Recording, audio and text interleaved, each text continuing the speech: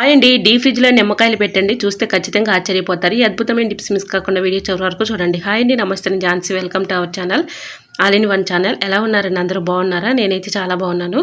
మీరు కూడా చాలా బాగుండాలని మనస్ఫూర్తిగా కోరుకుంటున్నాను. ఈరోజు అందరికీ యూజ్ అయ్యే అద్భుతమైన బ్రహ్మాండమైన కిచెన్ టిప్స్ అయితే మీ ముందుకు తీసుకొచ్చేసానండి. వీడియోని అక్కడ కూడా స్కిప్ చేయకుండా చివరి వరకు చూడండి.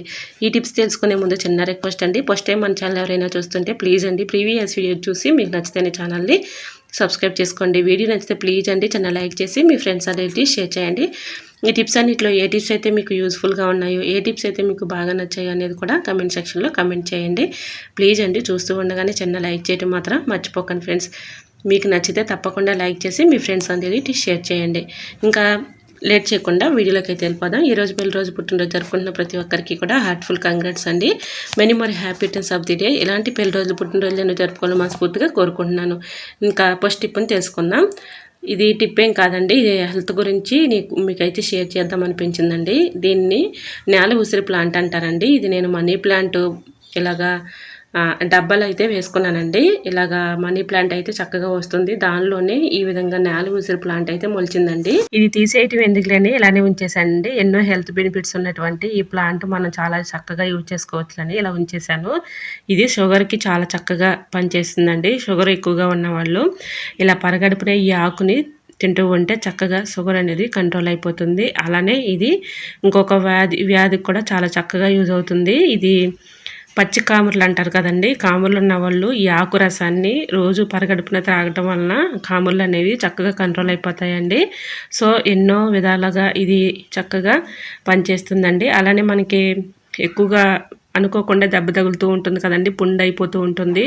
అలాంటి చోట ఈ ఆకుని మెత్తగా నూరేసి అక్కడ కొంచెం మనం అప్లై చేసామనుకోండి చక్కగా మనకి ఆ గాయం కూడా మానిపోతుందండి. చక్కగా పనిచేస్తుంది. ఇంకా మా గార్డెన్లో ఇలాగా రీసెంట్గా కనకాంబరం మొక్కలు అయితే వేసానండి. ఇది 1 మంతే వేసింది.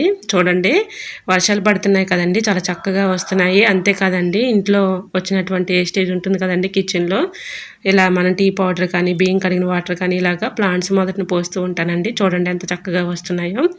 సో మన కనకాంబరం మొక్కలు అయితే ఇలా 4 అయితే వేసానండి. చాలా చక్కగా వస్తున్నాయి. సో మీకు కూడా షేర్ చేద్దాం అనిపించింది. చూసారా ఇక్కడైతే తమలపాకు ప్లాంట్ అయితే ఉందండి. ఇది కూడా స్టెమ్ కట్టింగ్తోనే పెట్టుకున్నాను. చాలా చక్కగా వస్తుంది. ఇంకా లాస్ట్ టిప్ని తెలుసుకుందాం. ఫ్రిడ్జ్లో ఇలాగ నిమ్మకాయలు పెట్టడం వల్ల యూజ్ ఏంటంటే మనకి ఈ విధంగా ఏదైనా ఒక బౌల్ తీసుకుని దీనిలో కొద్దిగా వాటర్ తీసుకోవాలండి. దీనిలో ఒక 1 టీ స్పూన్ సాల్ట్ వేసేసి ఒక నిమ్మబద్దని ఈ విధంగా వేసేసుకొని ఇలా ఫ్రిడ్జ్లో పెట్టుకున్నాం అనుకోండి, ఫ్రిడ్జ్లో మనం ఎంత క్లీన్ చేసినా ఒక్కోసారి బ్యాడ్ స్మెల్ వచ్చేస్తూ ఉంటుంది. అలా బ్యాడ్ స్మెల్ లేకుండా ఉంటుందండి. ఇలా మనం అప్పుడప్పుడు ఇలా చేస్తూ ఉన్నాం అనుకోండి ఎటువంటి బ్యాడ్ స్మెల్ లేకుండా ఉంటుంది. ఫ్రిడ్జ్ అంతా కూడా మంచి స్మెల్ అయితే వస్తుందండి.